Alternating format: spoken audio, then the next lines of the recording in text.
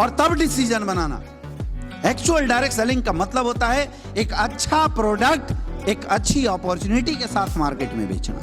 उस प्रोडक्ट की actual cost होनी चाहिए। तो अगर किसी को डायरेक्ट सेलिंग इंडस्ट्री में सफल होना है तो 4 चीजों का कॉम्बिनेशन चाहिए। अगर है तो आप सफल हो सकते हैं, नहीं है तो नहीं हो सकते। ये बात किसी को नहीं बताया जाता। सबसे पहला एक अच्छा प्रोडक्ट में दम होना चाहिए, प्रोडक्ट में क्वालिटी होना चाहिए, प्रोडक्ट में रिजल्ट होना चाहिए। अगर ऐसा है तो धंधा होगा, नहीं है तो नहीं चलेगा।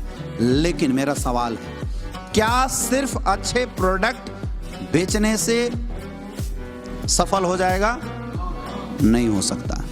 ये होटल है रमाडा, 35 करोड़ की होटल है, लेकिन इसके मालिक को कोई पैसे की प्रॉब्लम आ गई और उसने आपको बोला कि भाई साहब 35 करोड़ की होटल है, मैं आपको 5 करोड़ में दे दूंगा। मुझे बताओ ये फायदा, ये जो सौदा है फायदे का है नुकसान का है? लेकिन क्या ये अपॉर्चुनिटी आपके लिए है? क्या आपके पास 5 करोड़ है? फायदे का बिजनेस है, लेकिन फिर भी आपके किसी काम का। और अगर आप खरीदने चले गए तो 3-3.5 करोड़ में तुम हो जाओगे धराशायी। बैंक वाला अलग खींचेगा, होटल तो मिला नहीं तुम्हें। सबसे पहला होता है अच्छा प्रोडक्ट, फिर दूसरा होता है पे आउट सिस्टम।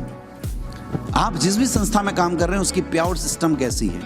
अगर पे आउट सिस्टम स्ट्रांग है, जनरली आज मार्केट में, हिंदुस्तान मार्केट में क्या किया जाता है, लोग ना अपॉर्चुनिटी के नाम पे कुछ भी बेचवा देते हैं और पे आउट के नाम पे बंदर पकड़ा दिए जाते हैं, लालच दे दिए जाते हैं बस नॉर्मली। अब चूंकि आम परिवार, गरीब परिवार के लोग इस बिजनेस में जुड़ते हैं तो उनके लिए 2 लाख 5 लाख रुपए नॉर्मल लगता है यार, बहुत बड़ी चीज है। लेकिन मेरे दोस्त आप मुझे बताइए, ऑटो बेचो तभी 20,000 का कमीशन और ऑडी बेचो तभी 20,000 का कमीशन, तो हम ऑडी क्यों बेचें? क्योंकि ऑडी बेचेंगे तो लायबिलिटी भी तो आएगी, अगले को सर्विस रिस्पॉन्स भी तो देना पड़ेगा। तो फिर हम ऑटो क्यों बेचे? ऑटो भी क्यों बेचे? अगर 20,000 ही कमाना है तो फार्चून की दुकान चला के साबुन तेल निरमा सरफ ना बेच लें, कम से कम लायबिलिटी तो नहीं रहेगी, है या ना?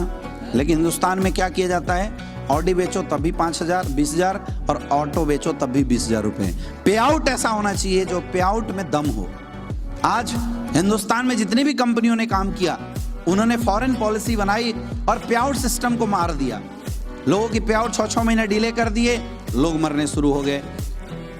पे आउट सिस्टम के जो प्लान डिजाइन किया उसमें 20 से 30% का पे आउट डाल दिया, तो जो लोग कैरियर लगा रहे थे वो जीवन में कभी अच्छा पैसा कमाए ही ना।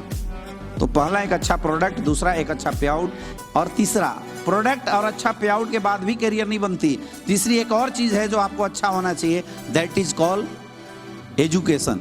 सीखना पड़ेगा। हम में से कोई भी MBA करके नहीं आया, हमारे में से कोई भी बाप दादाओं ने बिजनेस नहीं किया है जो हमें बिजनेस की वर्ड बता सके। तो इस बिजनेस में अगर हमें सफल होना है तो जिस कंपनी के साथ हम काम कर रहे हैं उस कंपनी के पास एक अच्छी एजुकेशन, स्ट्रॉन्ग एजुकेशन सिस्टम होना चाहिए। हिंदुस्तान डायरेक्ट सेलरों को कंपनियों ने ना सेल्समैन बना के छोड़ दिया। ये बिजनेस था लोगों को बिजनेसमैन बनाने का, लेकिन क्या बना के छोड़ दिया गया? सेल्समैन बना के छोड़ दिया गया। सेल्समैन की एक लिमिटेशन है, वो 1 लाख तो कमा सकता है लेकिन जीवन में कभी भी 10 लाख नहीं कमा सकता। जैसे सेल्समैन जीवन भर काम करता है और जीवन भर पैसा कमाता है, जिस दिन वो काम छोड़ेगा उसके पैसे बंद हो जाएंगे। डायरेक्ट सेलिंग इंडस्ट्री था बिजनेसमैन, पैसिव इनकम लेने का बिजनेस, लेकिन यहाँ पे क्या बना दिया गया? सेल्समैन बना दिया गया। और फिर होता है एक अच्छा अपलाइन। ये चारों क्वालिटी अगर मेरे दोस्त आपको अगर नेटवर्क मार्केटिंग इंडस्ट्री में मिल जाए तो मैं दावे के साथ, गारंटी के साथ आपको बता सकता हूँ कि आपकी जीवन को नेटवर्क मार्केटिंग इंडस्ट्री में बदलने से कोई रोक नहीं सकता। क्योंकि यही इंडस्ट्री हमारे और आपके जैसे एक आम लोगों के जीवन में बदलाव करने के एकमात्र इकलौता प्लेटफॉर्म है। इस इंडस्ट्री में कोई रिकॉग्निशन पूछा नहीं जाता, इस इंडस्ट्री में कोई औकात नहीं पूछी जाती, इस इंडस्ट्री में किसी की कोई पर्सनल पहचान नहीं पूछी जाती, एजुकेशन क्वालिफिकेशन किसी का नहीं पूछा जाता है। आपका अपलाइन सिर्फ एक ही सवाल आपसे करता है, क्या आपके सपने हैं? और अगर जवाब आता है यस तो वेलकम, और जवाब आता है नो तो वेलकम। यही तो बात होती है, नहीं होती है? हाँ या ना? तो समझना पड़ेगा इंडस्ट्री गलत नहीं है मेरे दोस्त, इंडस्ट्री गलत नहीं है।